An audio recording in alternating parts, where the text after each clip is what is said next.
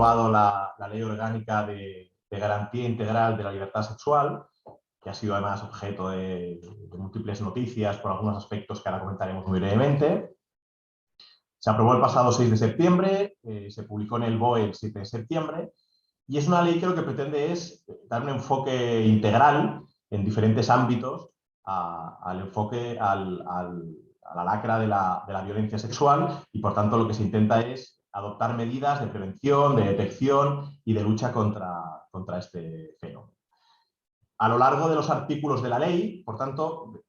vemos que se van desarrollando, no es objeto de la ponencia, pero se van desarrollando diferentes aspectos referidos, pues como veis, a las medidas para la detección y prevención, a formación en diferentes ámbitos, a los derechos que asisten a la víctima de este tipo de delitos, a una serie de directrices que deben seguir las fuerzas y cuerpos de seguridad y la Administración de Justicia, y se aborda mucho un aspecto que había quedado un tanto olvidado, que es el derecho a la reparación de la víctima, y se detalla a qué ámbitos abarca. Bueno, insisto que no nos extenderemos más en relación a este punto porque no es el objeto de la presentación. Bien, dentro de la ley, y por tanto dentro de ese enfoque integral que decíamos, se contiene en las disposiciones finales, después de lo que son propiamente artículos, una modificación del Código Penal, ¿vale? Por tanto, se modifican diversos delitos y algunos de ellos en concreto en relación a la responsabilidad de las empresas. En primer lugar, y muy brevemente, ya que hacemos referencia a los cambios que supone esta ley, no podemos dejar de hacer referencia al principal cambio, si bien este no afecta directamente a las empresas, que es la modificación de la regulación del delito de agresión sexual. A raíz de diferentes casos de cierta relevancia pública que todos podemos tener en mente, empezó a haber un clamor político y popular porque se modificara la calificación y el castigo de determinadas conductas, y de ahí que se hablara de esta ley como la ley del solo sí es sí, ¿no? Que es como lo hemos visto todos en prensa. Bien, pues lo que se hace es acoger finalmente esa modificación con dos grandes cambios en la regulación de las agresiones sexuales. En primer lugar, se entiende que solo hay consentimiento sexual cuando se ha manifestado de forma libre y sobre todo de forma clara. Por tanto, esos casos que a veces por parte de los tribunales se hace referencia a que no había habido una negativa expresa, ya quedarán dentro igualmente de las conductas que son susceptibles de ser castigadas. Y por otro lado, se tipifica también otro supuesto, que es el que había dado muchos problemas en estos casos de cierta relevancia pública que os digo, que había provocado que se condenaran meramente como abuso sexual y no como agresión sexual, porque tradicionalmente para que hubiera una agresión sexual se exigía que el delito se cometiera empleando violencia, intimidación o abuso de situación de superioridad. Y por tanto los casos, pues, de sumisión química, de víctimas sin conciencia por haber consumido alcohol, por ejemplo, se castigaban como abuso sexual. Bien, pues ahora se pone de manifiesto que el realizar dichas conductas sobre personas privadas de sentido, o como dice el texto legal, cuando la víctima tenga anulada por cualquier otra causa su voluntad, es equiparable a la violencia o la intimidación y por tanto también será castigado como agresión sexual. Dicho esto, ¿qué cambio supone a efectos de la responsabilidad de las empresas y en concreto de las responsabilidades penales? Muy brevemente, bueno, en primer lugar, cuando hacemos referencia a personas jurídicas, cuando el Código Penal hace referencia a personas jurídicas, se está refiriendo a empresas, fundaciones, asociaciones, por tanto a cualquier organización con personalidad jurídica, ¿no? Pero también las empresas, aunque hagamos referencia a personas jurídicas. Bien, el sistema tradicional de responsabilidad penal de las personas jurídicas es que no tenían responsabilidad penal. Es decir, hasta el año 2010, si en una empresa se cometía un delito,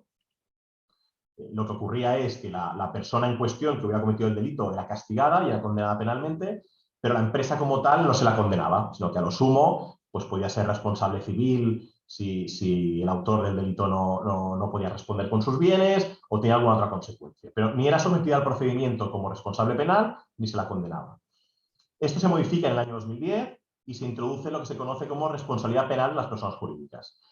Hay un artículo 31 bis del Código Penal, que es donde se regula, que establece que en determinadas situaciones, no tenemos tiempo ahora para analizarlo, pero básicamente es pues, cuando el delito se comete por personas o directivos o empleados de la empresa dentro del ejercicio de sus funciones, pues cuando ese delito se comete en ese ámbito, la persona física, el autor directo del delito, será condenado penalmente, pero también podrá serlo la persona jurídica o la empresa. Y en concreto, si no ha adoptado las medidas suficientes para prevenir ese tipo de delitos. Es lo que dice el Código Penal. Por tanto, pasamos de un sistema en el que solo los autores directos son condenados penalmente a un sistema en el que las empresas, si se entiende que por esa falta de control han propiciado o han favorecido la comisión del delito, también responden penalmente. Sin embargo, el sistema por el que optó nuestro legislador fue establecer un catálogo cerrado de delitos. Es decir, en lugar de decir que todos los delitos que pueden cometer las personas físicas también lo pueden cometer las personas jurídicas, se optó por, a lo largo de la tipificación de los diferentes delitos, decir cuáles podían ser cometidos por las empresas. Y por tanto, solo los que se hacían referencia expresa eran susceptibles de este castigo. Pues bien, con la nueva ley hay dos delitos que hasta el momento no eran susceptibles de ser cometidos por una empresa. Es decir, si había un empleado que lo cometía, podía ser él condenado, pero no la empresa. Y en cambio ahora también se incluyen dentro de este régimen de responsabilidad penal. Y son los delitos de acoso laboral y el delito de acoso sexual. El delito de acoso laboral, que se tipifica en el artículo 173 del Código Penal, establece que en los casos más graves, cuando una persona inflige a otra un trato degradante, menoscabando gravemente su integridad moral, será castigado con la pena de prisión de 6 meses a 2 años. ¿Vale? Pero también se prevé la posibilidad de que, aun cuando el ataque a la integridad moral de la persona no sea tan grave, si se produce en el ámbito laboral, constituye también un delito. Es la redacción que vemos aquí en la presentación. Con la misma pena serán castigados los que, en el ámbito de cualquier relación laboral o funcionarial, y prevaliéndose de su relación de superioridad, realicen contra otro de forma reiterada actos hostiles o humillantes que, sin llegar a constituir trato degradante, es decir, sin llegar a la gravedad del artículo anterior, supongan un grave acoso contra la víctima. Este párrafo es lo que conocemos como delito de acoso laboral. Bien, pues este delito que hasta ahora únicamente podía imputarse al autor directo, ahora con esta reforma se introduce un nuevo apartado en el artículo del Código Penal que lo regula y se dice que cuando, de acuerdo con lo establecido en el artículo 31 bis, una persona jurídica sea responsable de este delito, puede ser aplicar una serie de penas que veremos al final de la presentación. Por tanto, delito de acoso laboral, el primero que se introduce como uno de los que puede ser cometido por una empresa. Y el segundo delito que también se incluye, que hasta ahora no lo estaba, es el delito de acoso sexual. El artículo 184 del Código Penal establece que el que solicite favores de naturaleza sexual para sí o para un tercero en el ámbito de una relación laboral, o docente, o de prestación de servicios, o análoga, si con tal comportamiento provoca en la víctima una situación objetiva y gravemente intimidatoria, hostil o humillante, será castigado como autor de acoso sexual con las penas que aquí vemos. ¿De acuerdo? Esto es el delito de acoso sexual, que es realizar conductas de acoso de este tipo en el ámbito de una relación laboral, a los efectos que nos ocupan.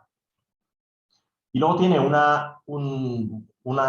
variedad de la conducta que se castiga con una pena superior, que es en los casos en que el acoso sexual se realiza prevaliéndose, dice el Código, de una situación de superioridad laboral, o bien docente o jerárquica en los otros supuestos. O bien con el anuncio expreso o tácito de causar a la víctima un mal relacionado con las legítimas expectativas que aquella pueda tener en el ámbito de la indicada relación. Por tanto, tenemos el delito básico, que es solicitar favores de naturaleza sexual en el ámbito laboral, por tanto puede ser entre compañeros, y tenemos una conducta que se entiende que es más grave, que es cuando, primero, ese hecho lo comete una persona que está en una situación de superioridad laboral, un superior jerárquico que acosa sexualmente a un empleado o empleada,